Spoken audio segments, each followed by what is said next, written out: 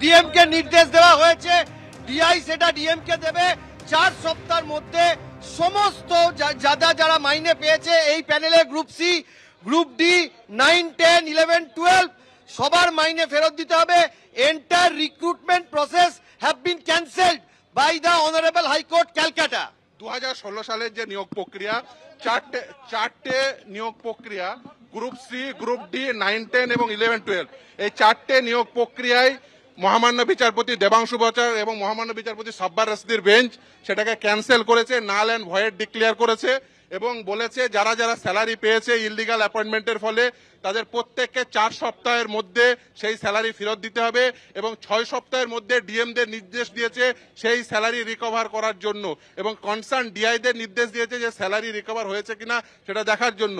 এবং এই মহামান্য বিচারপতি এই নির্দেশও দিয়েছেন এই যে ওএমআর শিট, যেটা এতদিন ধরে ওরা আর্গুমেন্ট করছিল যে 65B সার্টিফিকেটটা ভ্যালিড কি ভ্যালিড নয়, আজকে মহামান্য বিচারপতিদ্বয় এই নির্দেশ দিয়েছেন হ্যাঁ 65B যে সার্টিফিকেট দেওয়া হয়েছে সেটা এভিডেন্স অ্যাক্টে অ্যাডমিসেবল।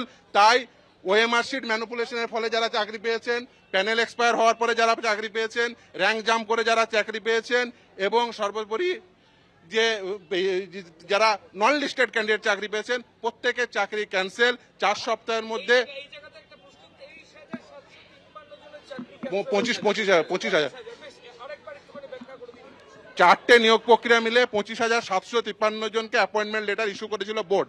সেই 25,753 জনেরই অ্যাপয়েন্টমেন্ট লেটার তাই সেগুলোকে সব ইনভ্যালিড করে দিয়েছে, সেগুলো বাতিল করে দিয়েছে এবং শুধুমাত্র সোমা দাস বলে একজন ক্যান্ডিডেট যে হিউম্যানিটেরিয়ান গ্রাউন্ডে চাকরি পেয়েছিল তারই শুধুমাত্র চাকরিটা আছে।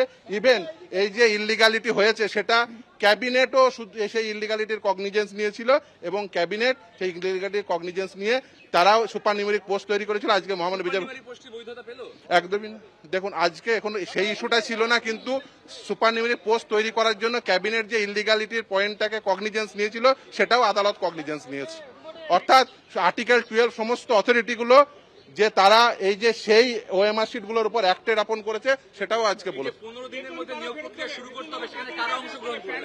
যারা অংশগ্রহণ করেছিল এসএসসি কে নির্দেশ দিয়েছে যারা আবার নতুন এজেন্সি অ্যাপয়েন্ট করে তারা আবার সিলেকশন। নিশ্চিতভাবে সেই জন্য এই লড়াইটাই বঞ্চিতদের এই চান্স দেওয়ার জন্য, তারা সুযোগ দেওয়ার জন্য এই লড়াই এবং তাই বঞ্চিতরা নিশ্চিতভাবে আশা করব সেটা এসএসসি অ্যাডভার্টাইজমেন্ট দেবে, এসএসসি আপলোড করুক, অর্ডারটা পুরোটা আপলোড হোক, তাহলেই পুরোটা বোঝা যাবে। এখনো পর্যন্ত যা মহামান্য বিচারপতি পড়ে দিয়েছেন সেইগুলো 9টা ইস্যু ফ্রেম করেছেন।